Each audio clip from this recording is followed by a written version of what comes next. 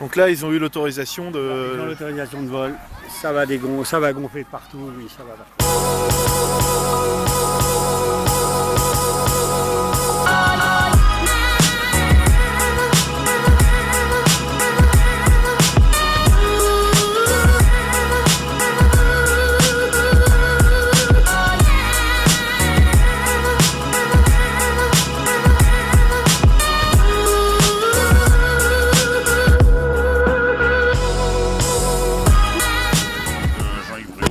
Natif ici de la commune de Saint-Marcy-Colmont et en charge de l'animation d'un groupement de producteurs qui s'appelle Duc de Mayenne. Duc de Mayenne, d'accord. Et donc là aujourd'hui, c'est quel événement? Alors là aujourd'hui, donc pourquoi je dirais les Montgolfiades ont lieu ici à Saint-Marcy-Colmont, c'est parce qu'au niveau de l'organisation du Duc de Mayenne, donc on a sponsorisé un pilote qui court sous les couleurs de Mayenne. De ce fait, donc, avec lui est venue l'idée de pouvoir faire un rassemblement avec ses collègues et pouvoir l'organiser sur le département de la Vienne.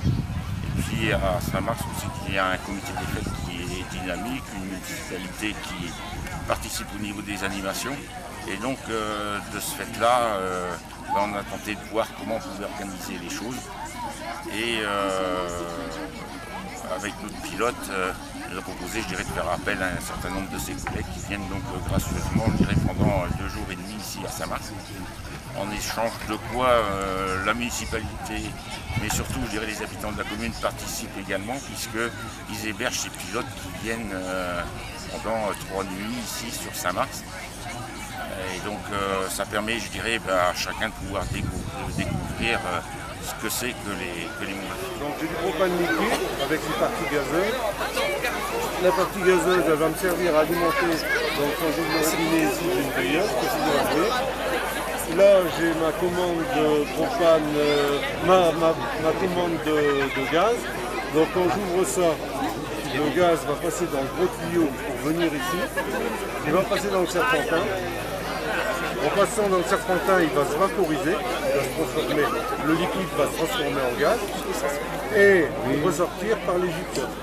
Ressortant par les gicleurs au contact de la veilleuse, il va prendre feu et ça va me faire une flamme, une grosse flamme, qui va permettre d'alimenter, de réchauffer l'air qui est à l'intérieur. Ils vont envoyer l'air chaud pour lever le ballon. C'est un truc de fou quand même. Ça c'est un skypopper, c'est-à-dire c'est un strapontin. Les essais de flammes, là, ils font les essais de flammes. Il n'a pas dit qu'on pouvait ventiler? Oui, on ventile. On s'en fout. Ouais, c'est compliqué, hein.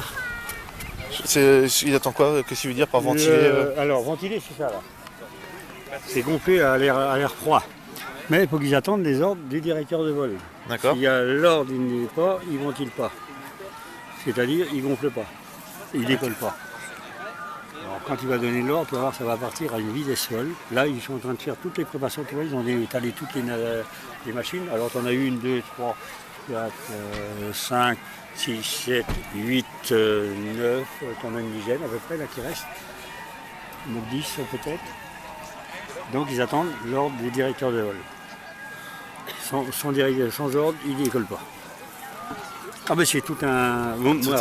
Tout un mode vol, ouais. Nous avant, tu sais, on était là comme tout le monde, et ouais, voilà, les blaireaux, machin, tout. Eh ben non, tu sais, c'est très compliqué. Et le pire, c'est que s'ils n'ont pas d'ordre, terminé. Quand même une sacrée organisation. Ah oui, oui, c'est complexe, hein. Même nous, moi je le fais partout. C'est après, dès qu'ils ont l'ordre, voilà, c'est chiant. Après ça gonfle.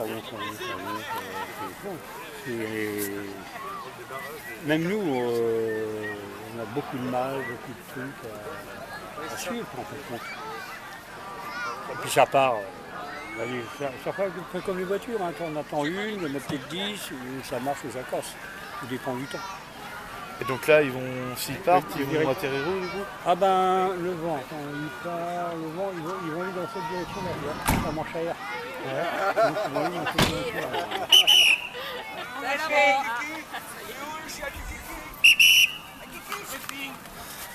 Là, ils envoient un ballon pour voir la direction des vents. On ne sait pas où c'est. Alors, dès qu'ils vont voir la direction des vents, ils vont voir si c'est trop fort, trop court, trop long. Donc là, le responsable météo va jeter un ballon qui va donner la direction du vent et la vitesse du vent. Ouais. Donc à partir de là, avec les données météo prises sur Internet, on va pouvoir voler ou non. Le directeur des vols prend une décision d'envoyer ou non les ballons. Donc en fait, vous savez où vous allez partir, mais vous savez pas où... On ne sait pas si on va partir, c'est le directeur des vols qui donne l'autorisation. Bon là, on s'aperçoit qu'il n'y a pas beaucoup de vent. Le ballonnet, il a l'abri. Il est un peu abrité. Oui, il n'y a pas de vent. Donc c'est pas les vols les plus intéressants. Ouais, il y a beaucoup de statique. Quand il n'y a pas beaucoup de vent. Parce que on ne voit pas le terrain défiler. Et si on ne voit pas le terrain défiler, s'il n'y a pas de terrain pour poser, ici on a beaucoup de terrain, des pâtures et tout ça, mais quand on vole au-dessus d'une ville, si on décolle dans une ville ou à proximité d'un endroit, d'une forêt, faut pouvoir passer. Là on voit que le ballon en montant un peu, le ballon est à 50-60 mètres, prend un peu de vitesse. C'est bon pour nous, on va monter pour essayer de trouver ce flux. Et en descendant, on sait qu'on n'aura pas de vent, on pourra rester debout pour poser. S'il y a du vent, la nacelle fait point fixe et ensuite l'enveloppe peut se coucher. Donc les passagers sont couchés dans la nacelle. Donc il y a une position à avoir. Et quand il y a des bonnes femmes, elles sont éclatées parce qu'elles rigolent. C'est tout à fait, oui. Ah, c'est ce qui s'appelle se faire envoyer en l'air, quoi. Un sourire, c'est un rire d'angoisse. Est-ce que vous pouvez vous présenter, s'il vous plaît? Moi je suis donc Gilles Leclerc, pilote du Nord. J'ai 1200 heures de vol depuis 2004. Depuis 2006 je suis instructeur. Avant d'être pilote montgolfière, j'ai fait beaucoup équipier pendant 8 ou 9 ans. Donc je courais après le ballon dans tous les pays. Et avant de faire ça, j'ai beaucoup sauté en parachute. Mais en chute libre, en vol relatif, j'ai tout fait en parachute. J'ai une licence de pilote de paramoteur, et également pilote ULM 3 axes, petit avion. Donc au niveau aérien, j'ai beaucoup d'habitudes et beaucoup d'entraînement. Ouais. J'ai formé une vingtaine de pilotes. Je forme à peu près 2 pilotes par an. Donc garçons, filles. Et à partir de quel âge? L'école de pilotage peut se faire à partir de 16 ans. On peut avoir une licence à partir de 16 ans. On peut commencer avant, mais on ne peut pas être breveté avant 16 ans. Il faut 16 heures de vol, dont 2 heures de captif. 2 heures de solo. C'est-à-dire qu'un matin, je fais voler mon élève, je vois s'il est en forme, je saute du ballon. Quand il est au sol. Je lui laisse le ballon, je lui fais faire une approche. Je lui demande de se poser. Je lui donne l'autorisation de vol seul à bord, qui est obligatoire. Lui, il a sa visite médicale. Et quand je suis tombé du ballon, quand j'ai sauté du ballon, le ballon remonte. Et lui, la première chose qu'il dit, « Ouais, salopard !» Il n'est pas tout seul. Débrouille. Donc, quelle a été vraiment cette passion quel a été le début qui vous a donné envie? J'étais parachutiste militaire, j'ai fait de la chute libre. Après, j'ai découvert d'autres choses. Et puis, l'âge venant, j'ai découvert un sport complètement différent.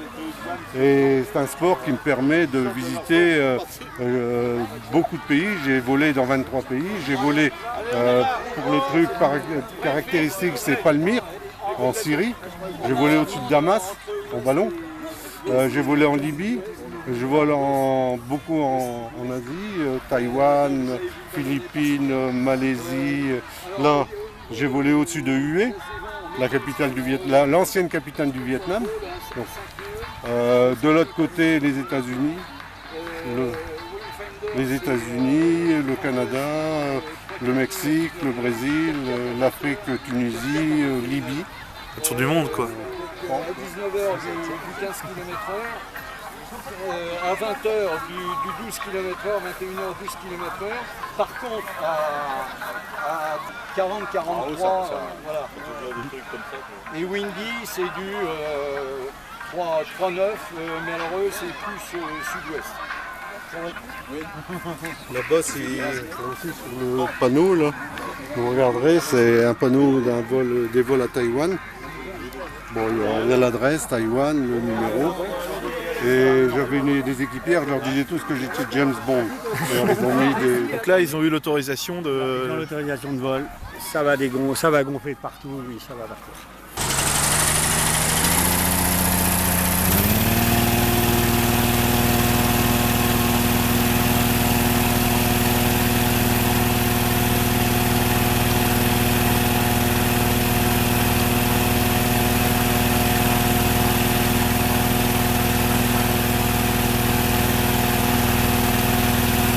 Là, je sais pas si vous m'entendez, ils sont en train de bouffer le ballon.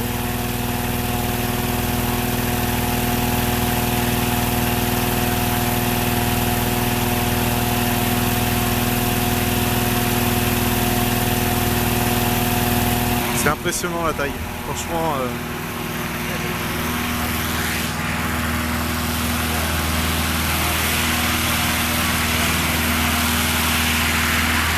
Regardez ça, c'est en train de gonfler de partout. Je suis en plein milieu quoi, c'est excellent. Donc là en fait il est en train de tenir la corde, s'il lâche la corde, c'est comme des ballons sauvages, ils s'en vont. Hein, c'est des années d'élevage. On la tient pour la stabiliser un peu. Ah, c'est la grande là-bas, c'est super. Enfin, même là, celle-là, c'est ça. Alors tu vois, c'est... Alors tu vois, là, ils gonflent à l'air froid. Parce que sinon, s'ils gonfleraient à l'air chaud, il y aurait trop de gaz. Ouais. Il faudrait 10 bouteilles, 15, j'en sais rien. Tandis que là, ils gonflent tout à l'air froid, et quand le ballon est assez stabilisé à l'air froid, ils gonflent à l'air chaud. Après, le ballon va monter et se stabiliser. Et là, avec la seule force de ton bras, tu peux retenir un ballon comme ça. C'est léger, hein, c'est ultra léger, hein, parce que c'est que l'air. Là, ils sont en train, tu vois, de gourder, là, pour que l'air reste à l'intérieur. Et quand ils vont se poser, ils ont un système à l'intérieur de coulis qui vont dégrapper pour que l'air s'en aille, pour dégonfler le ballon.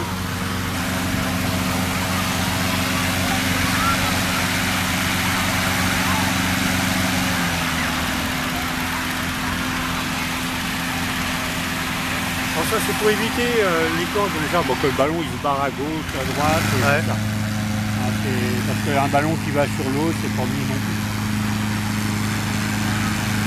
C'est très brillant par contre. Hein. Ah ben la ventilation, ouais. Bah, c'est des moteurs, hein, il est plus comme Maxi. Hein. Il faut les gonfler les trucs, hein, il y a de l'air. Hein. La bleue, là, c'est plus de 3000 mètres cubes. Hein.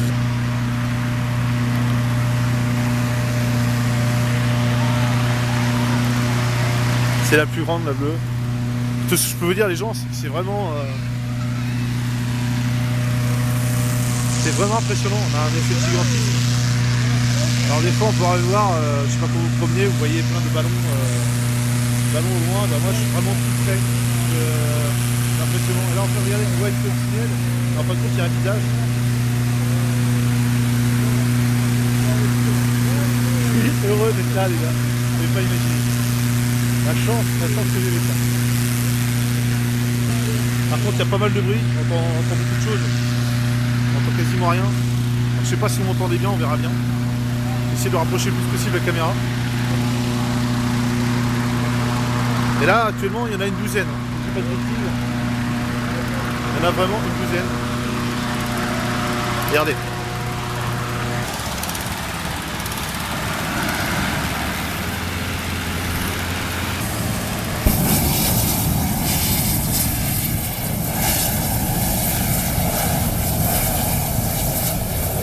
Là, il y a de l'air chaud.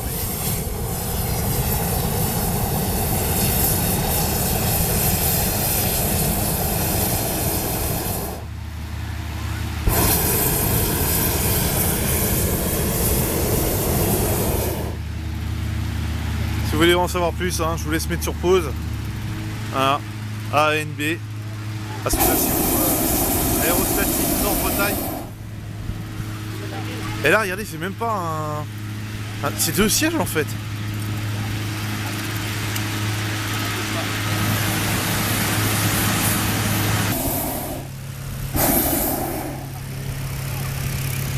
Allez, c'est parti. C'est un truc de fou.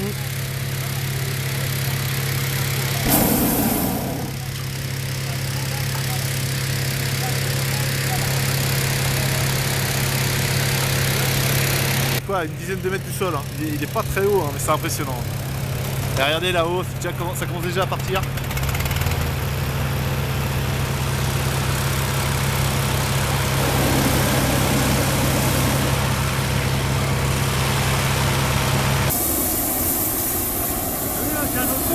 Ah bah là, ouais. Il va quitter le sol. Et là, il y a le montgolfière qui est là-bas. Ils ont mis un truc, tu sais, avec une caméra sur le côté. Ouais, sur le côté, ouais. Ouais, ils filment. Et ça, c'est les voitures suiveuses. C'est-à-dire, mettons celui-là, il a cette montgolfière là. Ouais. Il voit la direction, il va la suivre. Ils ont tout le topographique. Ils vont suivre par tous les chemins jusqu'à temps qu'ils se posent pour récupérer la montgolfière et la nacelle. Ah, c'est gigantesque. Ah, moi je trouve ça magnifique parce que voilà, on n'a pas ça tous les jours. Hein. Ah non, puis d'être juste à côté comme ça. Et moi j'aide un peu tout le monde, les gars, et tout ça. Depuis quelques temps, je les connais, on commence à les connaître, c'est ça, ils sont sympathiques, ils sont comme nous, c'est des humains. Hein. Mais par contre, alors quand ils sont là, c'est un autre monde. Est-ce que de les voir voler comme ça te donne pas envie d'en faire aussi? Moi j'en ai fait déjà. T'en as déjà fait? Ouais, il y a 3 ans. J'ai volé pour la première fois, j'avais l'appréhension de quitter le sol. C'est super. Et pour ceux qui auraient envie d'y s'y mettre, tu leur dirais quoi? Qui ont envie de se mettre dans les montgolfières? Alors en pilote ou en... Je pense que rien que ça déjà c'est énorme. C'est énorme. Hein? Ouais, je pense pas que... de mots pour voir ça. Ouais, voilà. C'est féerique, c'est magique.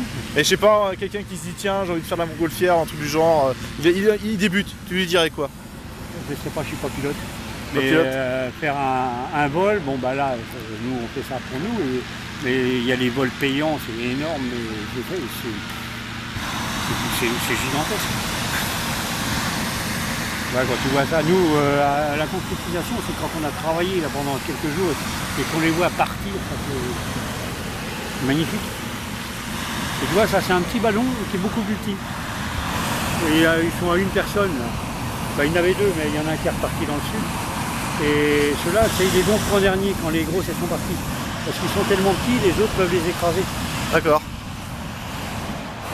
Alors ça c'est notre confort. L'île de Mayenne.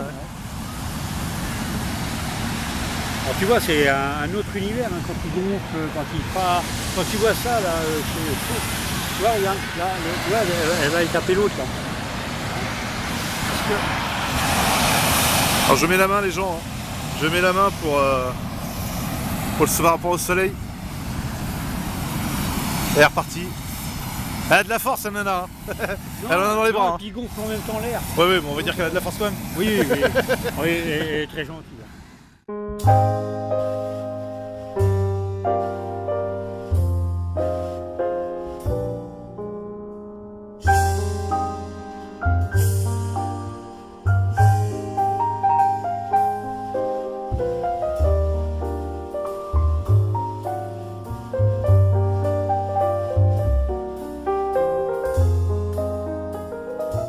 Donc pour l'année prochaine, pour ceux qui veulent venir à l'événement, qu'est-ce que tu peux leur dire? T'es nombreux parce que c'est fantastique, déjà rien que ça, un envol comme ça, voilà. Tu le vois toi-même. Hein, oui, faut le voir quoi. Faut le voir. Parce que et quand les gens, moi j'ai de la chance, parce que là j'ai eu l'autorisation pour être en plein milieu, mais croyez-moi quand vous êtes là-bas, vous en prenez plein les yeux aussi. Hein. J'ai une vidéo de toute façon, j'ai des archives de vidéos que j'avais filmées il y a 3 ans de ça déjà, c'était la première année qu'ils faisaient les montgolfières et je vous les mets, ne vous inquiétez pas, vous le verrez aussi. Et puis voilà, mais franchement on s'en prend plein les yeux, regardez ça, regardez derrière. C'est pas beau ça, regardez pour la miniature. Allez les gars, je vous le promets, l'année prochaine, je vais dedans. Donc l'événement, c'est à peu près c'est toujours la même date chaque année? C'est la 3e année qu'on fait ça. Alors, on espère avoir une 4e année. Mais Ouais. pour eux, les pilotes, ils veulent. Hein. Bon, après, nous, on est tributaires de la présidence, c'est ça. Nous, on n'est pas. Nous, on s'en fout. Nous, on veut bien. On veut le magique des gens. Quoi. Quand il y a des vagues qui restent un peu en statique comme ça assez longtemps, les gens regardent les photographies, tout passe. Quoi. C'est magnifique ça. Aujourd'hui, on est combien? On est Le 16 septembre. 16 septembre. Et Là, c'est on tous appelle les ans, le tous les ans. 14, le 15 et le 16. Bon bah voilà les gens, j'espère que ça vous a plu autant que moi, en tout cas c'est impressionnant. Je vous invite donc à venir l'année prochaine à Saint-Mars-au-Colmont, je mettrai une petite carte pour vous montrer où c'est. Un événement donc avec les montgolfières. Il y a aussi un événement avec les voitures, des voitures anciennes des années, entre les années 50 et 70. Ça je ferai une autre vidéo dessus. C'est prévu le 7 octobre à Mayenne, donc j'y serai. Et on va voir tout ça, donc ça sera donc un événement sur les voitures anciennes. Donc j'en prends plein les yeux.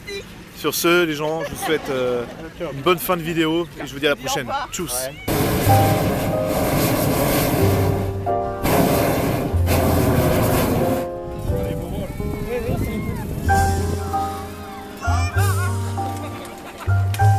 Merde, je suis au fond.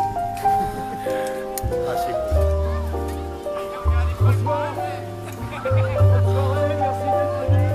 À bientôt.